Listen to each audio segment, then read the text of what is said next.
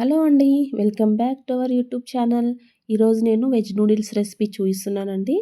3 days నుండి వర్షం పడుతూ వెదర్ అంతా చాలా కూల్గా ఉంది కదా! ఆ కూల్ వెదర్‌కి ఇలా హాట్‌గా, స్పైసీగా వెజ్ నూడిల్స్ చేసుకొని తినండి. చాలా బాగుంటాయి. మరి ఎలా చేయాలో ప్రాసెస్‌లోకి వెళ్ళిపోదాం. ముందుగా వెజిటేబుల్స్‌ని కట్ చేసుకొని పెట్టుకోవాలి. ఆనియన్స్, క్యారెట్, క్యాప్సికమ్, స్ప్రింగ్ ఆనియన్స్‌కి ఉన్న చిన్న చిన్న ఉల్లిపాయల్ని కూడా కట్ చేసుకొని పెట్టుకోవాలి. బీన్స్,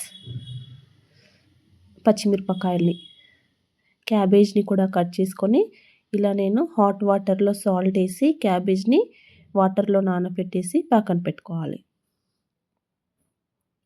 ఇప్పుడు నేను వాడే నూడిల్స్ ఈ ఇంచి అనే నూడిల్స్ ప్యాకెట్స్ అండి. ఒక్కొక్కటి 150 గ్రామ్స్ ఉంటాయి. ఈ 2 ప్యాకెట్స్తో ఇప్పుడు నూడిల్స్ చేస్తాను.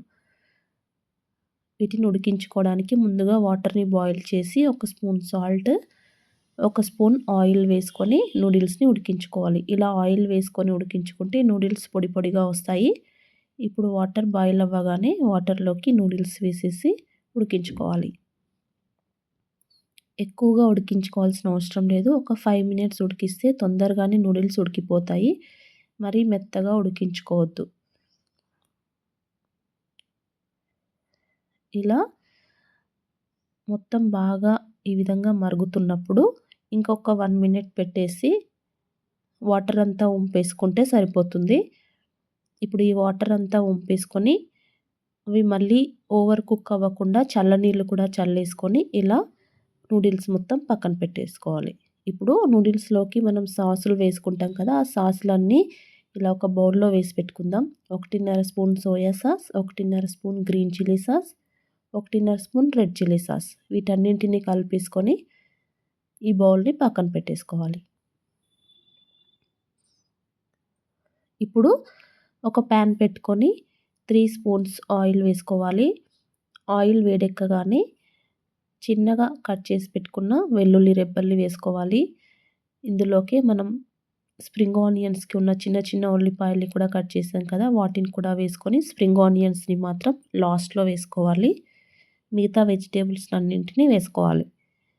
ఆనియన్స్, క్యారెట్, క్యాప్సికమ్, బీన్స్, పచ్చిమిరపకాయలు అన్నింటినీ వేసేసుకొని ఈ వెజిటేబుల్స్ అన్నింటినీ బాగా ఫ్రై చేసుకోవాలి.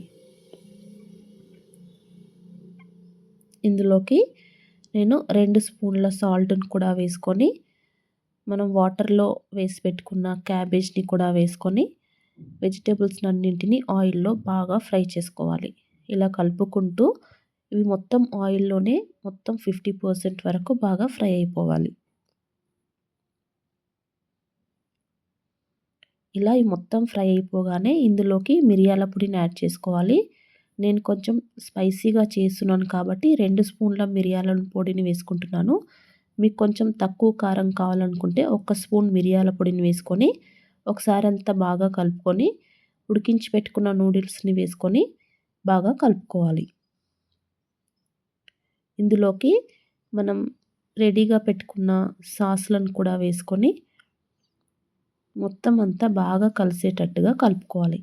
నూడిల్స్ అంతా మధ్య మధ్యలో మిగిలిపోతాయి కాబట్టి ఇలా 2 స్పూన్ల సహాయంతో బాగా కలుపుకోవాలి. ఈ వెజిటేబుల్స్ సాసులు మొత్తం కలిసేటట్టుగా బాగా కలుపుకోవాలి.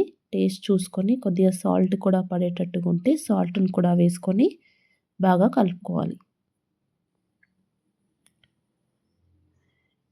ఇలా మొత్తం అంతా బాగా కలిపేసుకోవాలండి. ఇందులోకి నేను కొంచెం టమాటో కెచప్ని కూడా వేసుకుంటున్నాను. 1 స్పూన్ టమాటో కెచప్ని వేసుకొని స్ప్రింగ్ ఆనియన్స్ని కూడా వేసుకొని మళ్ళీ ఒక 2-3 మినిట్స్ అంతా బాగా కలిపేసుకోవాలి. ఇవి మొత్తం మళ్ళీ బాగా వేడెక్కిపోవాలి. ఇలా మొత్తం కలిసేటట్టుగా బాగా కలుపుకుంటే చాలా స్పైసీ అయిన వెజ్ నూడిల్స్ రెడీ అండి. చాలా టేస్టీగా ఉంటాయి. మీరు కూడా ట్రై చేయండి. తప్పకుండా లైక్ చేయండి, షేర్ చేయండి, సబ్స్క్రైబ్